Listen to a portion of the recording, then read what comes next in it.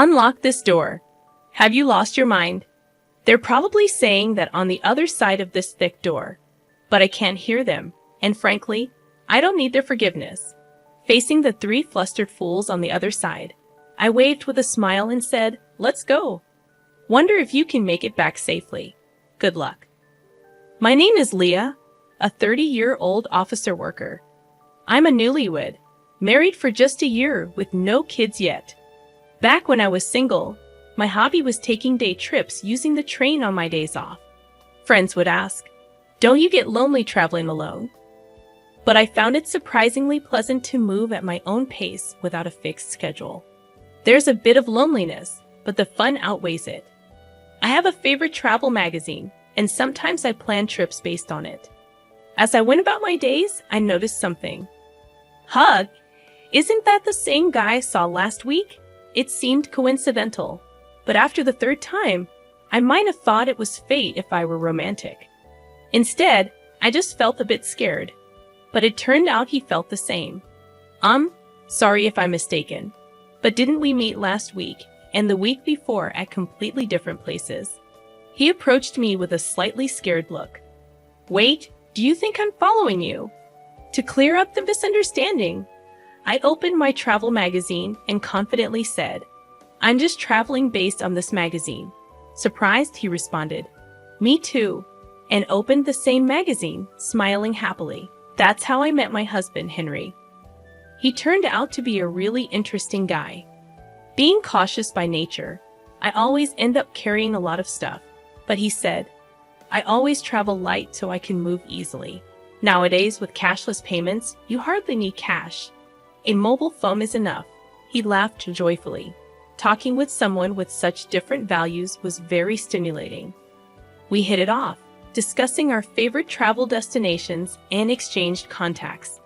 Though we both liked solo trips, we started going out together more often. Surprisingly, I enjoyed sharing memories with someone else, and I found that local food tastes even better when shared.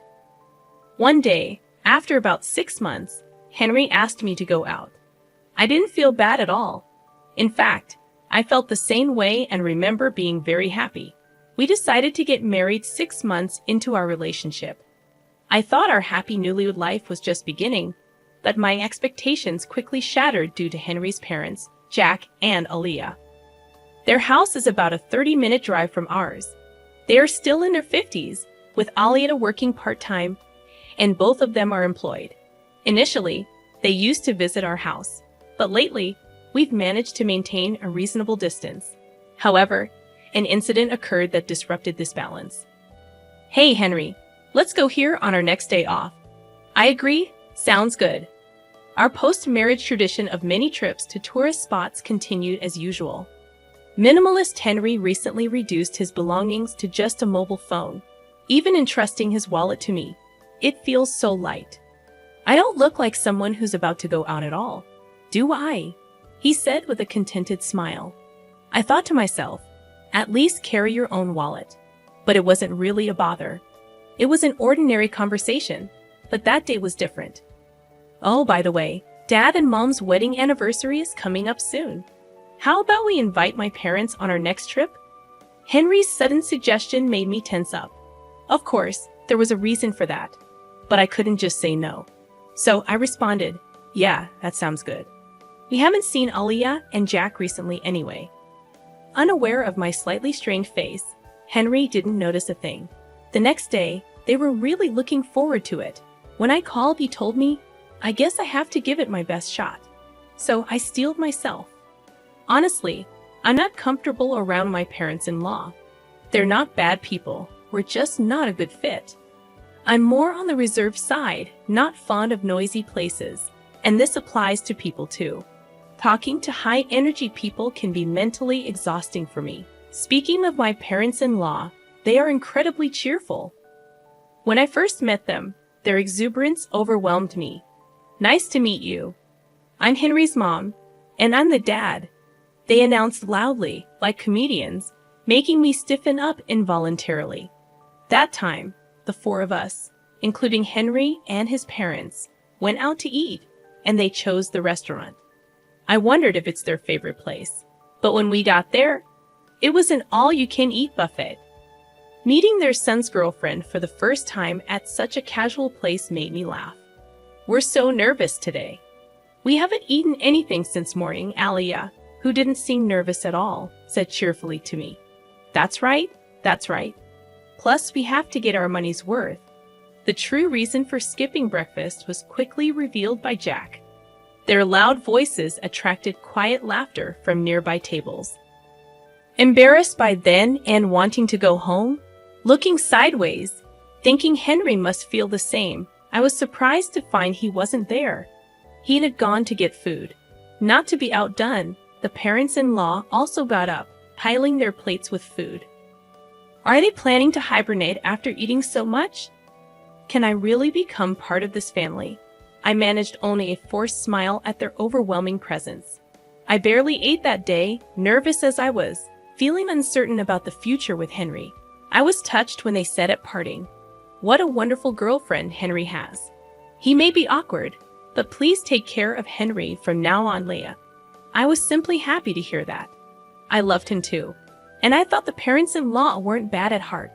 So, when he proposed a few months later, I faced no hesitation, but it turns out I'm not adept at judging people. At our wedding, the bridegroom's parents, my parents-in-law, completely disregarded the ceremony and focused solely on eating, leaving my own parents utterly disillusioned. Henry has a brother, Jonathan, who seemed to be the only sensible one. I'm sorry my parents showed such an embarrassing side. It's really shameful. Jonathan came to greet us politely. As I heard from my parents, Jonathan, who lives alone, seems to have a strained relationship with his parents. It appears the feeling is mutual, as they once complained. That boy is always so noisy with his complaints. Just the other day, he bragged about buying several eggs when it was limited to one per person. And I scolded him for it. Seemingly annoyed, he replied, "Don't you feel guilty about benefiting yourself at the expense of others?" Hearing this story, I thought to myself, isn't that a fair point? What's wrong with that, Alia? I honestly felt that way when the parents-in-law came to visit our new home. They arrived empty-handed, which wasn't a problem. But then they started rummaging through our shelves, exclaiming, "Isn't this the snack they're advertising on TV? I've been wanting to try it. Oh, and this one too." They foraged through my hidden snacks like they were on a treasure hunt.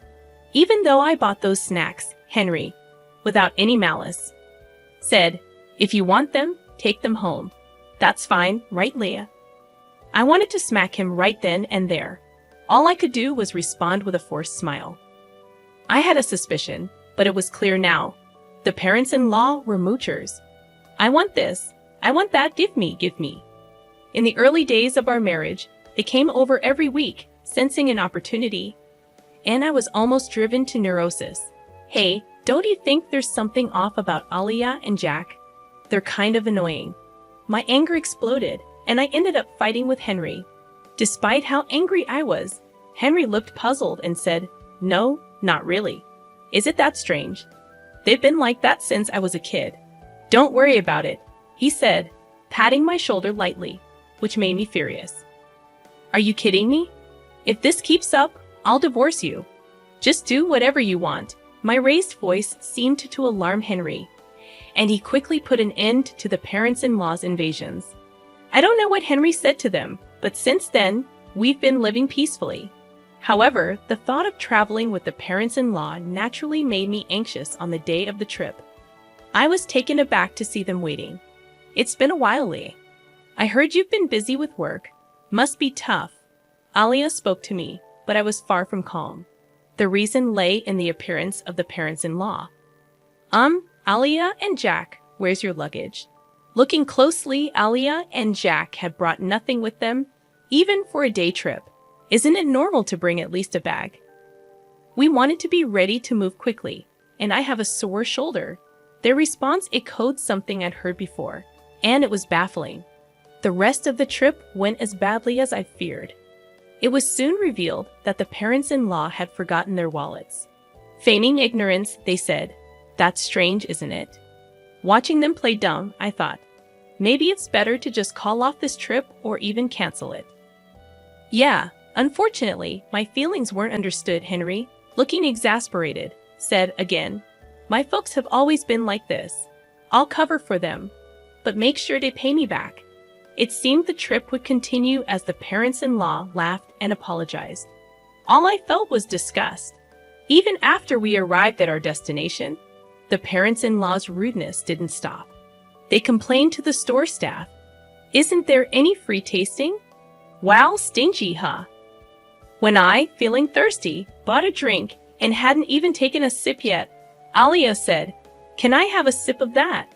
I'm thirsty too. I can't believe I forgot my wallet, huh?" While I forced a smile, an exasperated Henry intervened. "Stop it. It's embarrassing. Look, I'll buy you one." Overhearing this, Jack muttered under his breath, referring to me. What a stingy woman, lacking compassion. I didn't miss his comment. I could say the same to you. I should have left at that point, but I was a bit stubborn. A similar incident happened twice more afterward. Apparently, the first trip was so enjoyable that Alia contacted Henry for another. When I saw them on the station platform, I couldn't help but feel chills. The second time they brought their wallets, but when the moment came, oh no, this is the wallet I used before. I rushed out in such a hurry.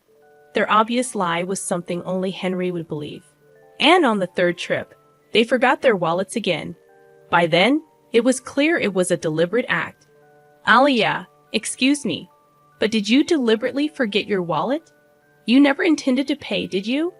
I hit the nail on the head, and her face turned red. Hey, what a rude woman you are. Apologize to Alia. Jack glared at me, demanding an apology. No way. I've thought this for a long time. Both of you are just too greedy. Caught in the argument with the parents-in-law, Henry seemed at a loss. Tourists around us watched curiously, noticing their gaze. Henry seemed to feel ashamed and finally said, "Stop it, please," breaking down crying. I felt truly disillusioned, but the parents-in-law reacted differently. Rushing to a crying Henry, Alia said, "I'm sorry, Henry. It was my fault. You're so kind to cry for me," with Jack quietly standing beside her. I didn't know how to react to this farce. Only one thought came to mind. Yeah, this is impossible. Let's get a divorce. That was all I could think, seeing Henry's tears. The parents-in-law seemed to lose their fighting spirit. Leah, we know we're often in the wrong. It's Henry's money. But still, we've taken advantage of him. It's Henry's money after all. I don't know why they said it twice, but their words, dripping with sarcasm, showed no real remorse. And so, it was confirmed that they had deliberately forgotten their wallets. Alia referred to it as Henry's money, but we both work, and his salary is only slightly higher than mine. Our actual incomes are not much different. Recently, every trip with the parents-in-law ended with, "I want to buy this too. Maybe some gifts for the neighbors as well. What's that? Looks tasty. Hey, Henry, buy that for me." Because of their endless demands, Henry's credit card bills were shockingly high. We've been living mostly on my salary for the past few months. At the time of marriage, I considered it family money and believed in spending within the limits of our allowance for personal desires. Don't be a burden to your partner. The thing that infuriated me the most was when cashless reliant Henry exclaimed at our travel destination, "What, only cash here?" He called me over, pulled his wallet out of my bag. It only had a few dollars in coins. "No," I messed up. "You know I don't carry cash, right?" he said without malice. It still makes me furious thinking about it. For the record, I always paid for my own things, yet the parents-in-law probably thought I was living off Henry's money and just complaining. We split living expenses, so such accusations were nothing but unpleasant. Thinking all this, I coldly watched Henry crying and Jack consoling him. After a moment of thought, I said, "I was wrong too. Sorry for being presumptuous. You guys go ahead on the train. I'll buy some drinks and follow." I smiled calmly, and Henry and the parents-in-law happily boarded the train. Their smiles turned to panic a few minutes later when I didn't return. Henry must have felt something was off as he messaged me, "Leah, are you coming? The train is about to leave." Right then, the heavy doors slowly closed from the platform. I had a clear view of Henry's panicked face. It seemed he noticed me and was shouting something. I was replying to his earlier message. I'm divorcing you. If your parents are so important, live happily with them. Goodbye. I ignored his calls, thinking, doesn't he care about being a nuisance on the train? Keys. He sent several messages afterward, but I ignored them all. Henry's face through the door slowly turned to anger. Hey, open this door. Are you crazy? I won't forgive you, he said, as if I needed his permission. The parents-in-law seemed to be yelling too, but of course, I couldn't hear them. Smiling at the three fools, I said, let's go, wonder if you'll make it back safely. Good luck. The train quietly departed, quickly disappearing from sight. That train won't stop for a while. Walking back would be quite a challenge. After watching the train leave, I hurried home to pack my bags and left. I stayed with a friend I'd been discussing divorce with. Henry's barrage of messages continued until they suddenly stopped. His phone must have died. He often forgot to charge it before bed, and it was only at 20% this morning. Portable battery chargers are essential. That was Henry's mantra. But his crucial portable battery charger was in my bag, along with his wallet. I left all the belongings he entrusted to me at home. He must be panicking by now, but that's not my concern. While planning my next steps with my friend, my mobile phone rang. The caller was unexpected. Jonathan, Henry's brother. Leah, I'm sorry. Did something happen? According to Jonathan, Henry's phone had run out of battery, and in his panic, he dropped it, shattering the screen. Unable to reach me, the desperate parents-in-law could only think of one person to call. So I got contacted, but all I got was, ask Leah for the reason. He seemed unwilling to say more. I told Jonathan everything about Henry and the parents-in-law without holding back. As I spoke, I could hear Jonathan's voice getting sharper over the phone from the other end. Leah's making a fool of us. Tell her off, Jonathan. The in-laws were loudly insisting that Jonathan, with his way with words, would out-talk me. After I finished explaining, Jonathan snapped, Hey, you scoundrel. Are you stupid? What, you scoundrel? I had heard from Aliyah that when Jonathan gets really angry, he becomes intimidating with a high-handed tone. And since Jonathan only speaks sense, Henry and the parents-in-law can't retort when he gets like that. I could hear the in-laws arguing in the background, but I quietly hung up the phone. Henry was not content with the divorce. But after I conveyed through a lawyer that I wanted to divorce without any further contact, he reluctantly agreed, accompanied by Jonathan. Later, Jonathan told me that the parents-in-law had always been terrible moochers, disliked by neighbors and even school associates. When Henry returned to the ex-in-law's house, he quickly became the talk of the neighborhood, and now all three hardly ever go out. Henry's colleagues, not knowing what to say about the quick divorce, were treating him like a delicate subject. I'm glad to cut ties with them after this incident, Jonathan told me with a laugh. The parents-in-law were known at the local supermarket for their outrageous behavior. This is expiring soon, so give me a discount. It's a little damage, so I'll take it for free.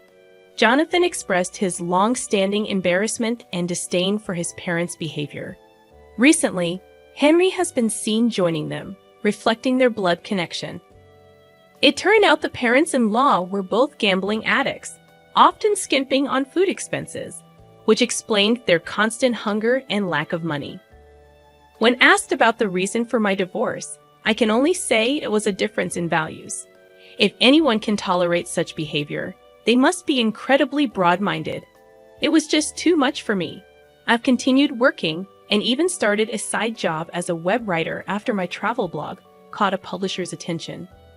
I still travel, combining it with writing assignments. Solo travel seems to suit me best. Last month, I earned a decent income from writing, so I'm planning to take a vacation to a resort somewhere far for relaxation. I'm still only 30 years old, life is just beginning.